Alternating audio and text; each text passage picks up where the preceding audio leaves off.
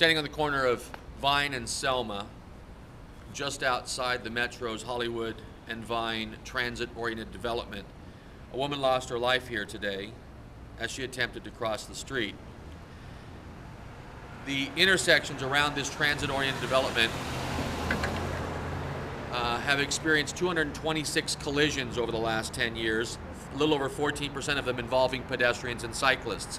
As this development went up, one would think that we would work together to improve these intersections. They're safer for everybody. That is not the case. What you see behind me is a street that's not very wide that gets a long signal phase for pedestrians. But the street behind me, Vine, which is 50% wider, gets 20% less time for a pedestrian to cross it. This particular area is meant to be people-oriented because it's mixed use. People are living here, people are living across the street. This is a grocery store. It's a transit hub, and yet it's actually an industrial zone. The woman that was killed today was killed by a delivery truck that came down Selma and passed an 18-wheeler, which was in the loading zone here. This is an industrial area. That truck turned north onto Vine and hit this woman in the street as she attempted to cross the street.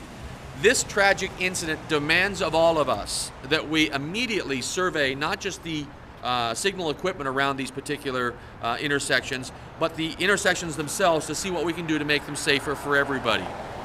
Thanks for joining us and for working together to make this a safer neighborhood for everybody.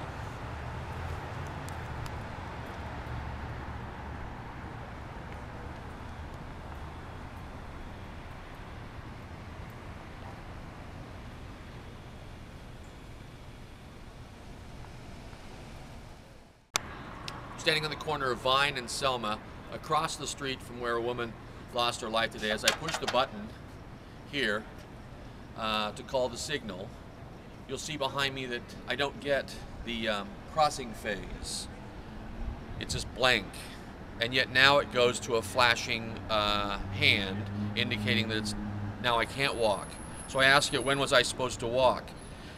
When this particular facility was built, when the mixed-use facility behind you was built, that was the time for us to improve these intersections, to support cyclists and pedestrians and to make them safer for the people that walk and ride these streets. But nothing has been improved.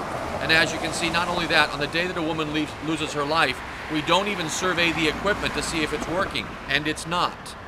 So here we are at Selma and Vine, and as you can see, there are some issues that need to be addressed about what happened today, and so that we can prevent it from happening again.